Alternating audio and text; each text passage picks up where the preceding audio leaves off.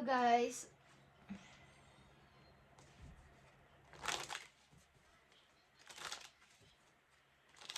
Para to sa mga Virgo guys, sa inyong pag-ibig. Virgo, tingnan natin ang inyong message today. Para sa inyong pag-ibig. Ito. Virgo, tingnan natin. I need ng one message dito. Sa pag-ibig ng mga Virgo.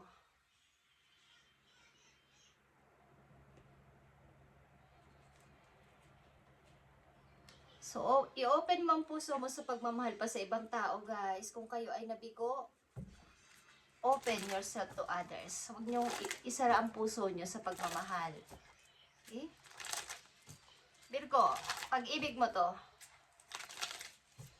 Tignan natin tong inyong pag-ibig o love connection sa isang tao. Tignan natin. Para to sa mga Virgo, nabibigyan ng message today. Queen of Wands is here, guys. Meron ba kayong energy na kilalang Leo sa inyong chart? Okay, andito ang gratitude. You need be grateful for love already present in your life to attract more of it.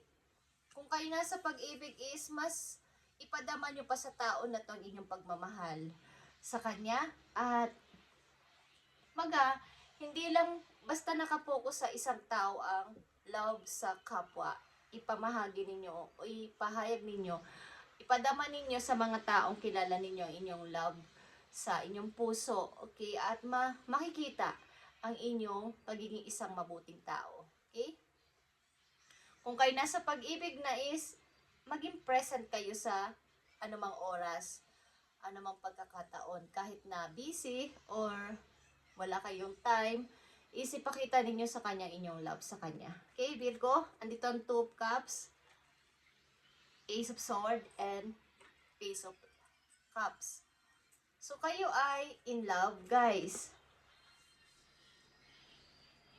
In love sa isang person na parang ito yung tao na dito ako nagkaroon ng parang namulat ako na ito yung taong ito na talaga yung taong gusto ko. Ito na talaga yung energy na gusto ko. Okay? Sumanin kayo nasa tamang tao, guys. Nasa tamang relasyon ang mga Virgo na nandito sa reading. At kayo ay dealing sa inyo, parang ito ay isang pagmamahalan ng dalawang taong talagang both of you is merong feeling sa isa't isa. Okay? Hindi lang one-sided. So, tingnan natin tong gratitude, Virgo, sa inyong love connection, ka-love connection. Tingnan natin to. I need message for Virgo sa kailang love life. So, may pagdududa pa din, okay? May mga pag-iisip-isip. Kasi maaaring ilan sa inyo ay mayroong nakikitang offer galing sa ibang tao. May nagpapapansin or mayroong kayo nakikita pa sa ibang tao na wala sa inyong partner. Guys, gratitude is here. King of Pentacles is here and Knight of Cups. So, kasi kayo yung tao na mahilig sa mga usaping, may kinalaman din, hindi lang sa pag-ibig, sa pangkabuhayan. So, nakafocus kayo. Marami ang percent nyo ginugugol sa halimbawa sa pagtatrabaho, sa pag-iipon ng money, sa pagpapalago na inyong negosyo kung may negosyo kayo, o sa pagpapaunlad sa inyong sarili para kayo ay maging successful sa buhay. Kaya, hindi ko alam kung kayo ay nakakalimot na sa mga events, sa mga birthday, sa mga special occasion na meron ang inyong relasyon o ang inyong karelasyon.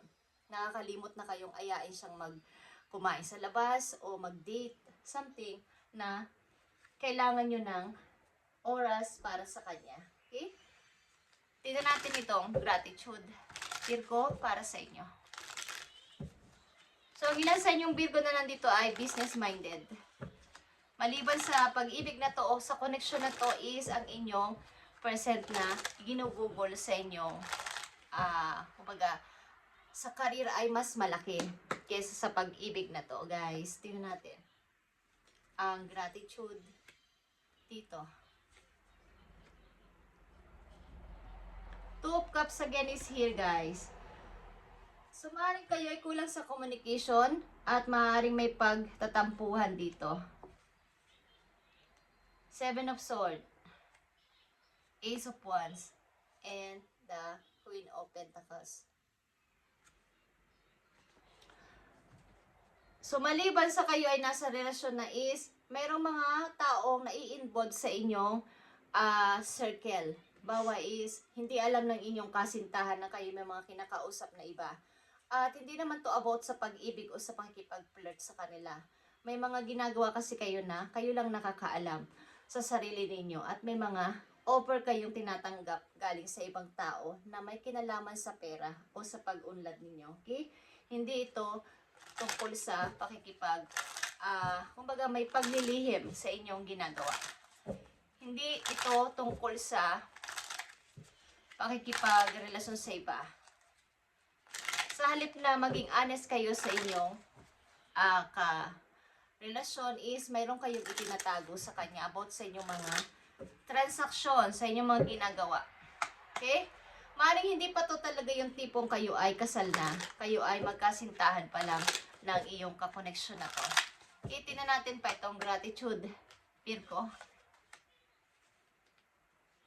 So, andito na naman ang open yourself to others. May dalawa ka ditong open yourself to others. Kumbaga, create new friendship and attract a love relationship. Let go of the need to control. Allow the situation to unfold naturally.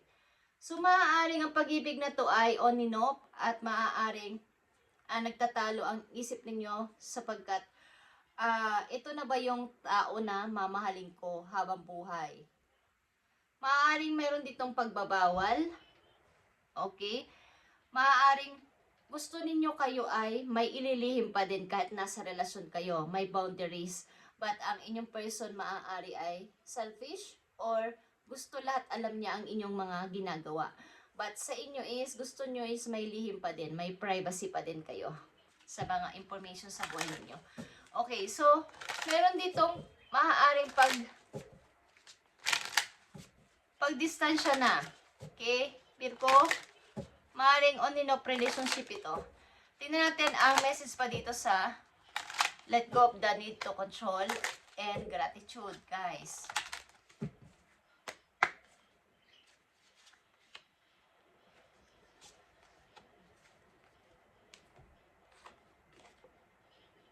Imprisonment ito, guys, and the sudden wealth.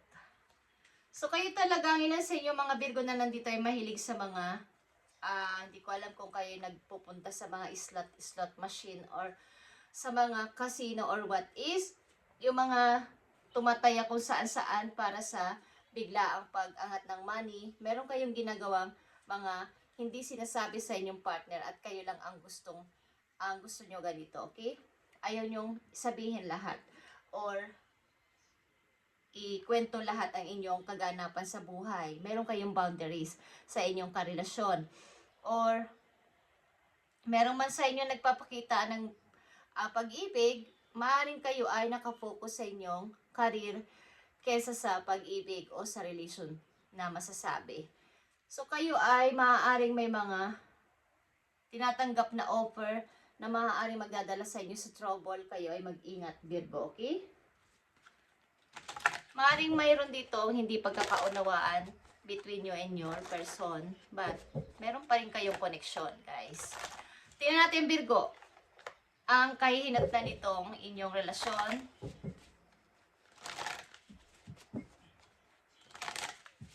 Kayo ay business-minded or ang inyong mindset ay nakapokus sa pag-unlad, guys. Tingnan natin, Virgo. Dapat ito ay lagyan dito ng balance. At kung hindi na okay ang relasyon na to, ang payo sa inyo dito ay let go of the need to control, guys. Pwedeng temporary muna kayo mag-isip-isip sa bawat isa. Okay? Kung ano talaga ang mahalaga dito. Tingnan natin ang kahihinatnan ng inyong relasyon, Virgo.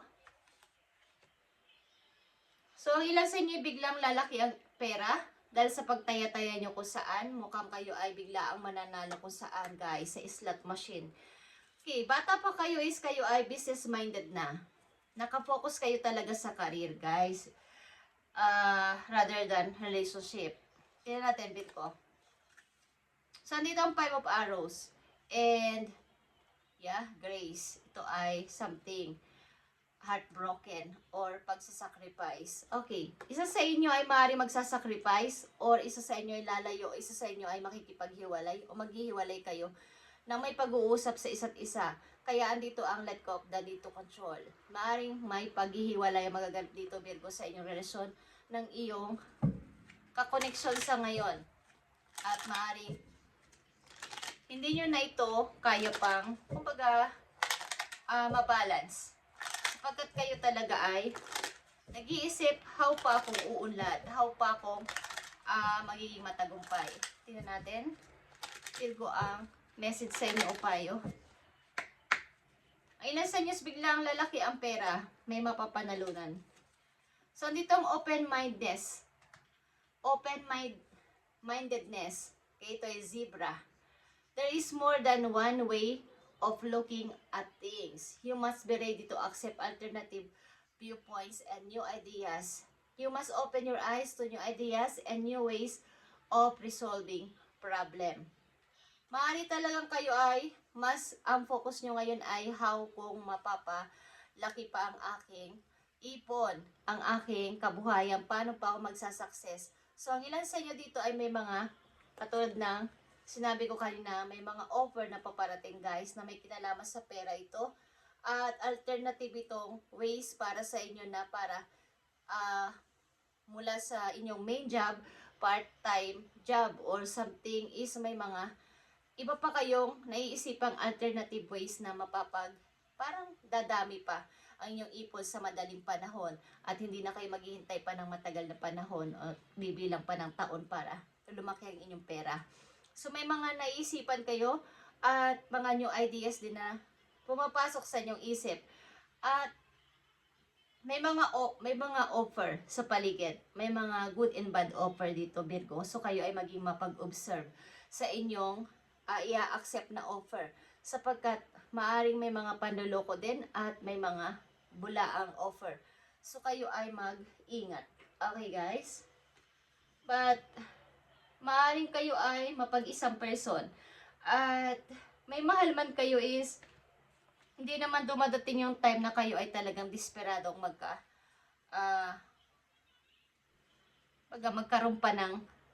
magkaroon agad-agad ng karelasyon. Kung kahihiwalay nyo lang, hindi kayo basta-basta yung tao na desperada o desperadong magkaroon ng kaagad ng relasyon. Something kayo ay may mga iba't iba agad na pinagkakaabalahan sa buhay. Okay, Virgo? Thank you and God bless, Virgo. And ito ang inyong pag-ibig. So, maaaring kayo ay temporary maghihiwalay o walang closure pa dito. But, may paghihiwalayan. May magsasacrifice. Okay? Para sa kakatahimik ng paligid. Okay, Virgo. Thank you and God bless.